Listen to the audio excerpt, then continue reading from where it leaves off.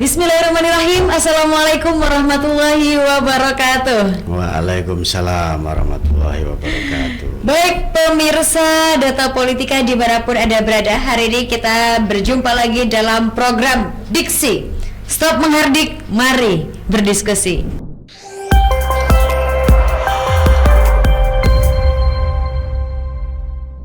Nah, di episode kali ini teman-teman semuanya, kita akan berbincang terkait Indonesia hari ini ya. Indonesia dengan segala potensinya, Indonesia dengan segala perkembangan dan kemajuannya. Bahkan Indonesia sebagai negara berkembang di tahun 2021 kemarin September dilihat sebagai salah satu negara yang potensial dalam hal perkembangan masalah ekonomi dan juga investasi asing untuk masuk ke negara kita. Nah, ini banyak sekali kemudian nanti menjadi tantangan ke depannya, baik 2030 dengan bonus demografi, lalu menuju Indonesia Emas 2045. Apa saja yang perlu kita persiapkan, apa saja potensi yang perlu kita ketahui sehingga kita bisa menangkap peluang-peluang nanti di masa yang akan datang. Hari ini saya akan berbincang dengan narasumber kita, temanya menarik sekali, yakni Outlook Indonesia masa kini dengan Gus Abdul Rauf. Assalamualaikum Gus Rauf. Waalaikumsalam. Bagaimana kabarnya hari ini Gus Rauf? Alhamdulillah. Luar biasa sekali ini Gus Rauf nih pemirsa. Beliau adalah Ketua Umum Formas NU. Ya. Forum Masyarakat Santri Nusantara. Ya. Ini luar biasa dan juga mungkin teman-teman yang wilayah Bogor. Jadi beliau insya Allah ini mengikhtiarkan untuk maju sebagai calon anggota legislatif. Betul, mohon doanya. DPRD Provinsi Jawa Barat. Ya, betul Mbak. Dapil Jabar 6 di Kabupaten Bogor. Nih, semoga lancar ke depannya nih. Amin. Baik. Oke, Gus Rauf, kita ingin coba membaca dan juga mengulik, mungkin juga berdiskusi teman-teman juga pemirsa yang hari ini menyaksikan, melihat peluang-peluang ke depannya akan seperti apa, dan juga hari ini sebenarnya outlook Indonesia kalau kita lihat mungkin ada dari segi politik, ekonomi, sosial dan budaya ya. Dari segi ekonomi dulu, mungkin Gus Rauf, seperti apa sih sebenarnya outlook Indonesia kita hari ini? Pandangan kita seperti apa? Baik, terima kasih Mbak Ulan. Pertama tentu kita bersyukur atas kesempatan yang diberikan oleh Allah Subhanahu wa taala, kita masih sehat walafiat.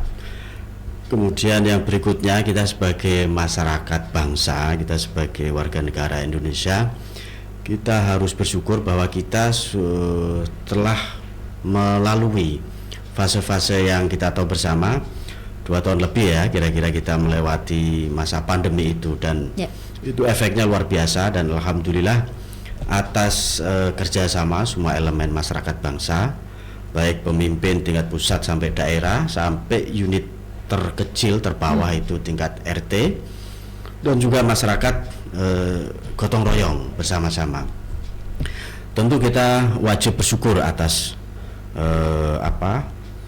alhamdulillah atas kita mampu melewati itu. Yang kedua tentu kalau tadi disampaikan secara ekonomi, tentu kita juga wajib bersyukur bahwa pasca pandemi ini di tengah situasi global yang masih ada ketidakpastian karena sepenuhnya recovery itu belum pulih ya kan, di tingkat dunia dan global, ditambah ada konflik Ukraina dan Rusia, sehingga ini berdampak pada pelambatan pertumbuhan ekonomi secara global. Nah, efeknya tentu sedikit banyak ada ke masyarakat kita. Tapi kalau kita mengacu pada beberapa data, baik yang disampaikan oleh pemerintah melalui BPS atau terkini kemarin ya, dirilis disampaikan oleh Ibu Menteri Keuangan, dan juga analisis beberapa lembaga-lembaga internasional seperti IMF dan lain sebagainya.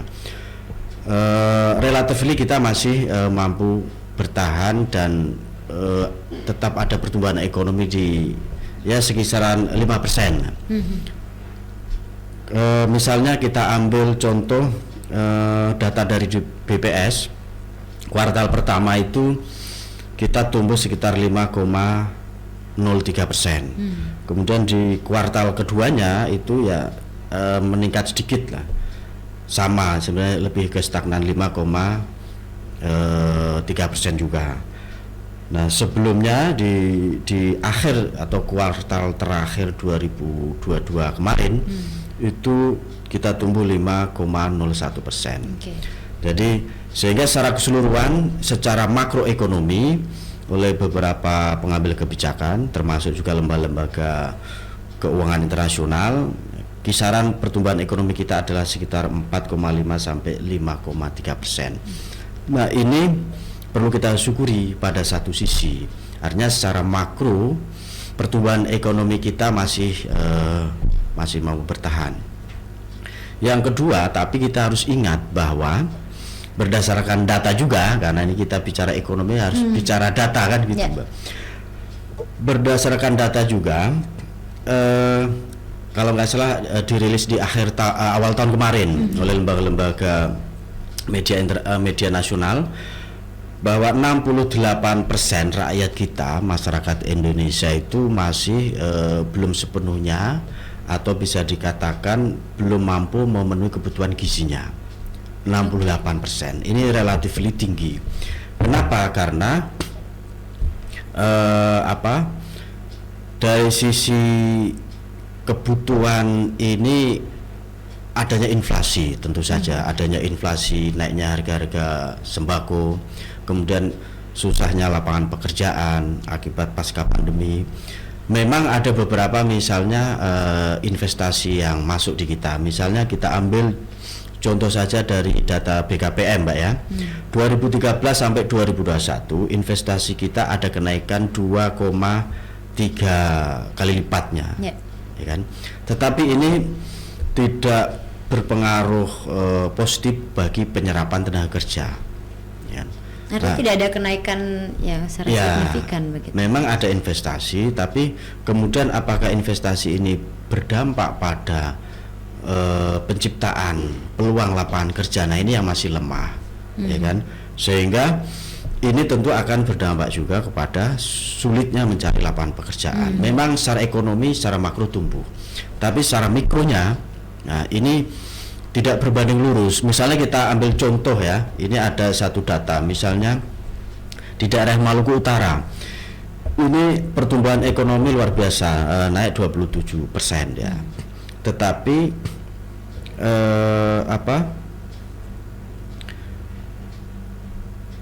dampaknya itu hanya di ekosistem spesifik.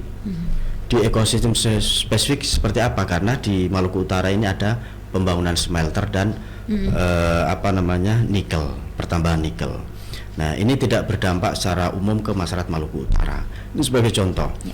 Dan ini kalau kita ambil secara nasional juga sama. Memang secara makroekonomi kita relatively masih bisa bertahan bagus lah ya, dibanding beberapa negara yang ada sudah collapse misalnya atau ada mengalami resesi. Tetapi problemnya adalah bagaimana pemerataan atau penyerapan tenaga kerja di level paling bawah. Nah ini, nah, sehingga ini saya kira kondisi dari aspek ekonomi saat ini yang perlu ada upaya-upaya lebih maksimal bagaimana melinearkan itu. Nah, pertumbuhan secara makro itu tumbuh, tapi secara mikro kita juga ada daya serap lapangan pekerjaan yang maksimal. Gitu Mbak, kira-kira ini dari aspek ekonomi. Jadi memang yang masih menjadi PR kita bersama adalah penyerapan tenaga kerja yang harus terus digenjot terus untuk kedepannya, begitu? Betul, ya betul. Tadi kalau kata Gus Rauf ya, di level bawah mungkin ya, di level daerah yang mungkin ada yang tertinggal ataupun terluar. Nah itu bagaimana kira-kira upaya yang harus kita optimalkan untuk menaikkan penyerapan tenaga kerja di sana, Gus? Tentu satu ya, kan kita selama masa pandemi ini salah satu menjadi tumpuan kita, pertumbuhan kita atau ekonomi kita masih bisa bertahan ini karena ada konsumsi rumah tangga yang tinggi di masyarakat kita, karena kita punya modal penduduk yang besar ya kan, 200 berapa sekarang 270 jutaan ya. Iya. Ya, hampir 300 juta. Itu luar biasa. Nah, ini konsumsi rumah tangga ini menjadi salah satu kontribusi sehingga ekonomi tetap berputar. Nah, sehingga kalau kita bicara konsumsi, maka di situ UMKM yang mempunyai peranan penting. Nah, bagaimana untuk mengurangi ketimpangan ekonomi itu, terutama di daerah-daerah terluar, saya kira adalah adanya pendampingan atau pengawalan dari pemerintah dalam hal industri rumahan UMKM yang saat ini masih berskala mikro harus naik kelas, ya kan? Jadi dari yang skalanya mikro menjadi menengah, kan itu. Nah, ini kan perlu pengawalan. Kenapa? Faktanya selama pandemi kemarin kan tentu ada insentif-insentif atau BLT ya, dari kementerian, dari pemerintah untuk membantu masyarakat kita yang mengalami dampak dari pandemi itu.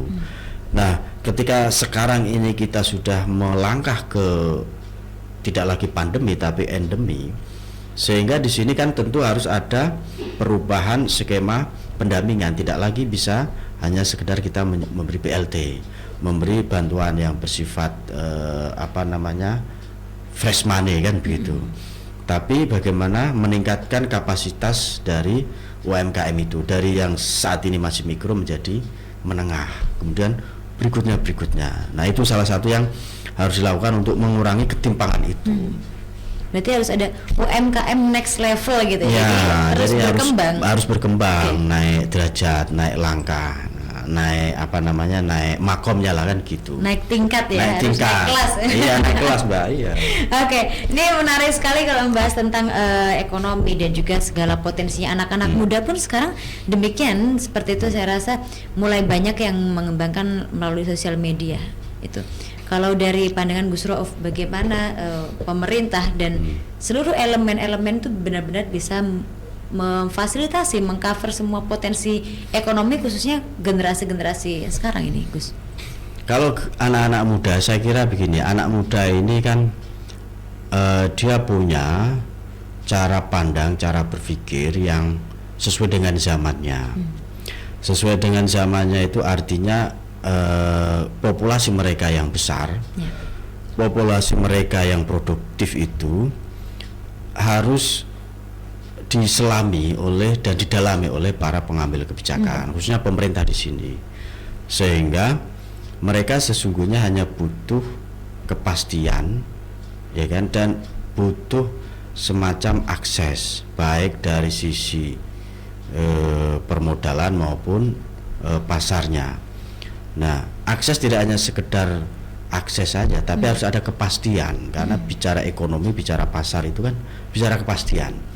Nah, sementara dari sisi kreativitas anak-anak muda, terutama yang berkecimpung di di dunia digital, sosial media, ini mereka punya langgam sendiri, dan ini saya kira adalah positif, gitu loh.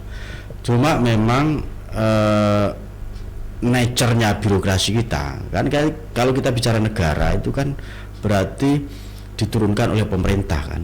Nah, pemerintah ini representasi negara untuk memfasilitasi, melayani dan memberikan dukungan kepada masyarakat, kepada rakyatnya. Akan tetapi gap-nya di sini adalah nature-nya, kultur birokrasi kita ini masih kurang sepenuhnya menyelami. Jadi masyarakatnya, terutama khususnya dalam hal ini anak-anak muda. Nah, ini harus dirubah paradigmanya. Gitu. Itu mungkin yang harus dilakukan oleh pemerintah ya. Jadi artinya kita butuh beberapa hal untuk penyesuaian. Betul. Seluruh elemen itu baik pemerintah maupun masyarakat dan anak-anak muda. Ya, baik, betul. Ini kita tadi dari segi ekonomi kita mengulas. Berikutnya mungkin dari aspek sosial budaya. Begitu. Bagaimana potensi kita, masyarakat kita tadi yang memang jumlahnya ratusan juta, saya rasa ini jumlah yang mulai membludak tinggi gitu. Bagaimana menggerakkan seluruh potensi sosial budaya yang besar sekali hari ini? Sosial budaya saya kira ini Mbak, kita pernah mengalami tantangan di pemilu kemarin ya. dari sisi sosial budaya masyarakat kita yang sebenarnya itu guyup, rukun, gotong royong, kemudian terinterupsi adanya kontestasi pemilu yang hampir membelah masyarakat kita. Nah, tetapi kita masih percaya dan yakin pada daya tahan atau kekenyalan di masyarakat kita. Kita punya akar budaya dan kultur yang kuat, sehingga kita bisa melampaui itu, melewati itu kan. Nah, sekarang ke depan saya kira atau yang harus menjadi concern seluruh elemen masyarakat bangsa kita ini adalah bagaimana menumbuhkan semangat berkontestasi itu sebagai sarana untuk seleksi secara alamiah. Okay. Nah, ini kan dalam mindset atau cara berpikir di masyarakat kita masih melihat bahwa kontestasi itu bukan hal yang alamiah, tapi kontestasi itu adalah satu penegasan terhadap ekstensi diri atau ekstensi kelompok terhadap yang lain. Nah, disinilah maka terjadi adanya kontestasi yang chauvinistik lah kira-kira begitu. Jadi saling menghabisi satu dengan yang lain. Nah, apalagi didukung oleh adanya teknologi digital, media sosial ini, aspek-aspek sosial budaya itu seolah dinafikan. Nah, padahal kita harus melihat bahwa kontestasi itu sebenarnya adalah seleksi alamiah. Nah, kalau itu seleksi alamiah, maka dengan dan tanpa pemilu pun itu akan terjadi gitu loh. Jadi kita natural aja menyikapi tentang kontestasi itu. Nah, itu budaya itu adalah budaya yang perlu dikembangkan. Kenapa? Karena begini, Mbak. Kalau kita sudah mampu mengokohkan cara pandang masyarakat kita bahwa kontestasi itu adalah seleksi alamiah, maka secara automatically dan secara bertahap kita akan masuk pada seleksi alamiah yang bersifat global. Ya kan, kita akan melangkah ke sana. Artinya apa? Artinya kita sudah bisa membedakan antara misalnya saya sebagai individu, terus kami sebagai kelompok, kemudian kita sebagai komunitas yang lebih besar, dan mereka. Nah, mereka di sini adalah skup antar negara, antar bangsa. Nah, kita harus melangkah ke sana. Tapi prasyaratnya kita harus mampu menyelesaikan karena ini di masyarakat itu kan kontestasi itu sepanjang hayat kan. Nah, sepanjang hayat nih. Jadi nanti 2024 ini ada kontestasi pilpres, ada pileg ya kan, habis itu pilkada, habis itu pilkades kan gitu. Jangan sampai ini bisa memecah belahkan lagi masyarakat kita yang guyup tadi kata Gus Rof. Nah, caranya apa? Kita harus melihat itu bahwa kontestasi itu adalah seleksi alamiah. Nah, kita masih seolah ini momen kontestasi. Jadi seolah kalau tidak ada pemilu atau pilkada atau pilpres atau pileg, ya sebenarnya tidak ada kontestasi. Ya kan? Ini kan kontestasi yang diformalkan dalam sistem demokrasi kan. Nah, tapi dengan tanpa ada pemilu pun sebenarnya secara alamiah setiap individu mengalami kontestasi. Nah, sehingga kita harus memandang bahwa kontestasi itu adalah sesuatu yang alamiah gitu loh, Mbak. Jadi ya santai aja. Santai aja. Iya. Jadi begitu. Oke. Ini menarik nih, udah menjelang pemilu ya. Kita mungkin tinggal menghitung hari gitu kira-kira ya. Paling 100 berapa hari. Oke.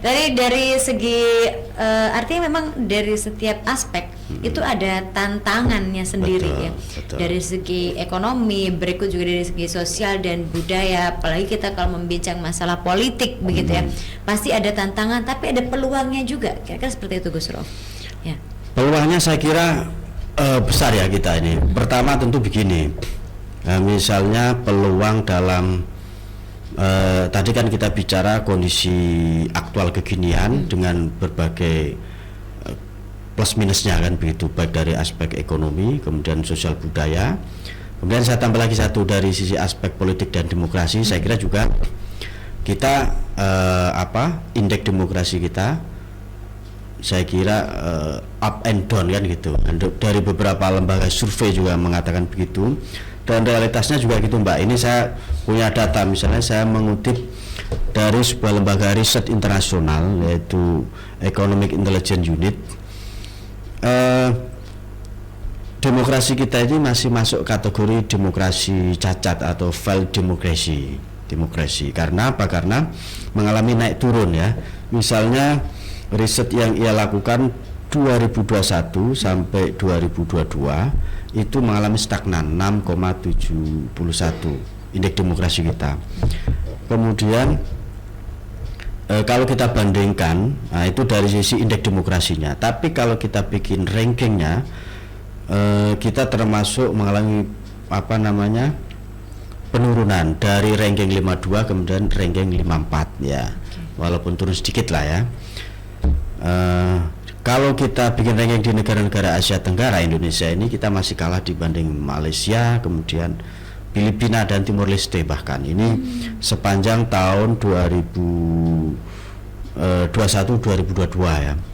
Parameter yang dia gunakan ada 5, misalnya pluralisme, proses pemilu, efektivitas pemerintahan dalam menjalankan pemerintahannya, partisipasi politik, budaya politik yang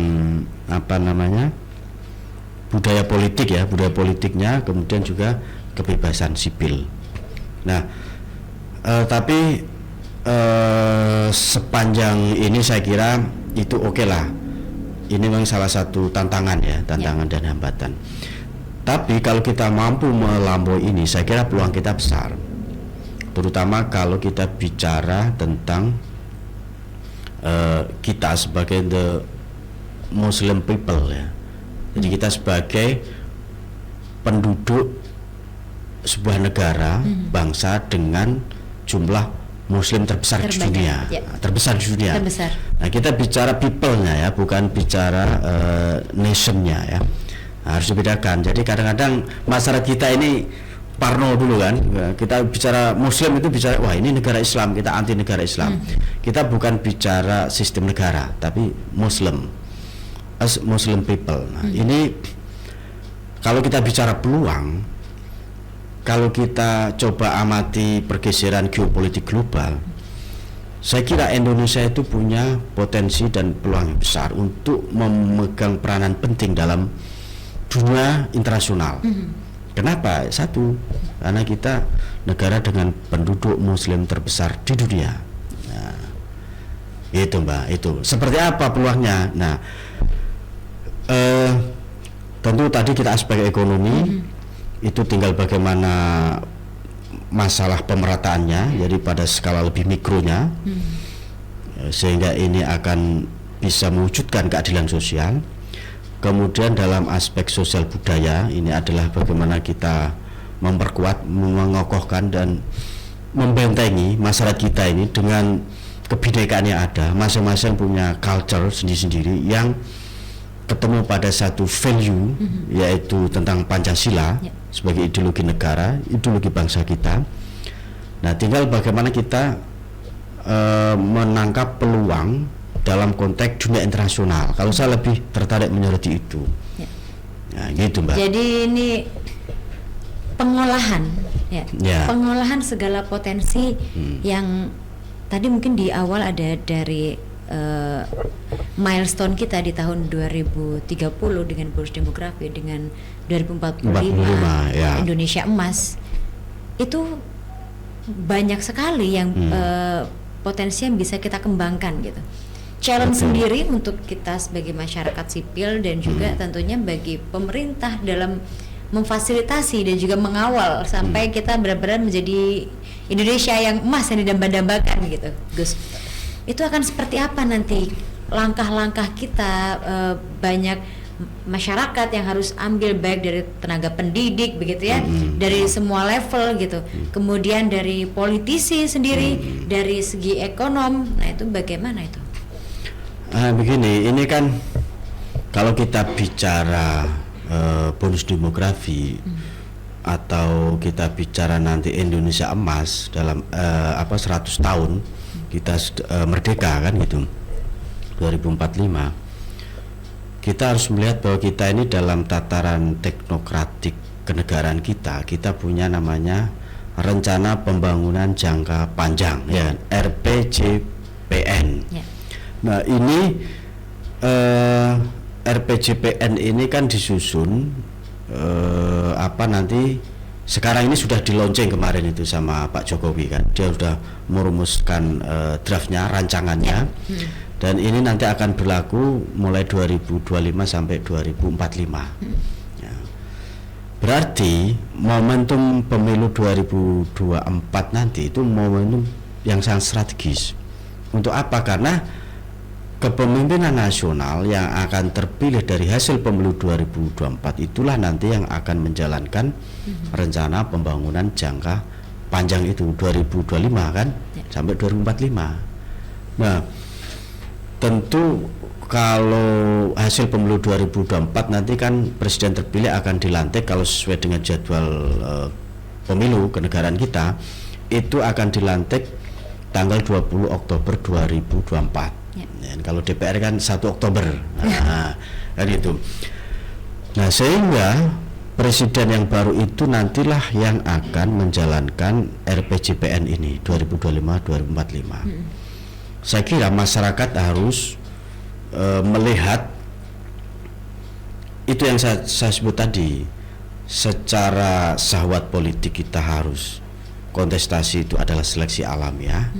Tapi secara visi kebangsaan, visi kenegaraan, kita harus melihat hasil pemilu 2024 itulah strategis karena dia akan menjalankan RPJPNN. Nah, gitu. Sehingga clue-nya menurut saya adalah dari semua problem-problem tadi itu dan bagaimana kita menangkap peluang itu atau potensi di kita yang masa datang, kita harus ada semangat untuk melakukan pembaharuan atau perubahan. Gitu. Itu salah satu kuncinya menurut saya. Artinya banyak sekali sebenarnya yang bisa kita lakukan juga sebagai masyarakat. Salah satunya kalau saya lihat adalah bisa dengan mencalonkan diri sebagai calon anggota legislatif. Ini bisa mengambil peran kalau memang benar-benar nanti semoga diamanahkan gitu, Gus Rauf. Ya, jadi saya berharap teman-teman muda jangan alergi dengan politik, ya kan, masuk saja di politik, karena politik itu kan tadi saya bilang kontestasi itu adalah seleksi alamiah, ya kan. Misalnya orang masuk di partai mulai tingkat desa sampai tingkat nasional, ikut saja, masuk saja. Jadi politik itu kan bicara ruang publik, ya kan. Ruang publik itu tidak melulu bicara bagaimana menduduki atau mendapatkan jabatan formal, ya kan. Nah, tapi di situ ada jabatan-jabatan atau pos-pos yang bersifat itu informal, non formal, tapi dia punya pengaruh, punya daya dobrak, ya kan, punya kekuatan untuk menginfluence proses pengambilan kebijakan itu. Dan ini anak-anak muda ini kan saya yakin sangat besar. Tinggal dia ini ibarat terutama anak-anak milenial itu, Mbak, ya. Sebenarnya dia karena belum menemukan channelnya aja, channel gelombang yang sama, ya, gitu loh. Oke, baik.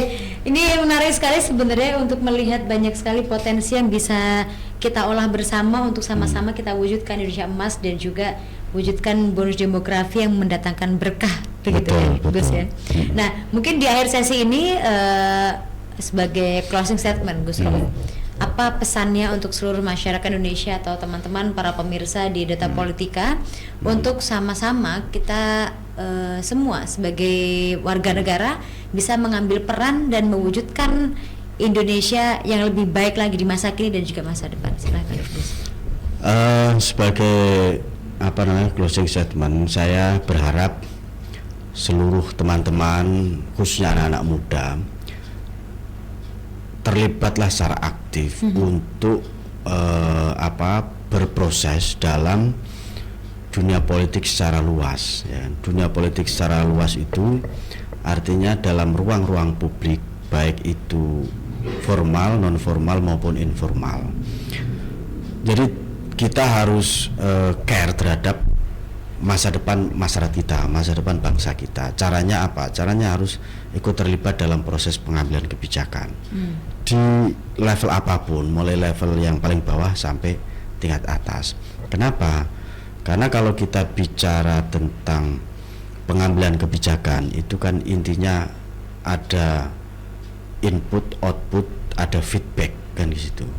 Nah, kalau kita kemudian menjauh dari proses pengambilan kebijakan itu, ya justru kita akan menjadi terasing, teralienasi, ya kan. Masuk saja, jadi masuk saja. Sikapi itu dengan secara alamiah saja. Tadi saya bilang kontestasi itu adalah suatu yang bersifat alamiah. Ya. Gitu aja, Mbak. Oke, jadi ini pesan penting, ambil peran. Ambil peran, betul. Oke, baik, terima kasih banyak Gus Rauf hari ini sudah berkunjung dan kita juga sudah ngobrol-ngobrol di Diksi. Terima kasih. Baik, terima kasih banyak Gus Rauf dan juga tentunya teman-teman para pemirsa jangan lupa untuk terus menyaksikan program Diksi Stop Menghardik. Mari kita diskusi hanya di Data Politika Indonesia.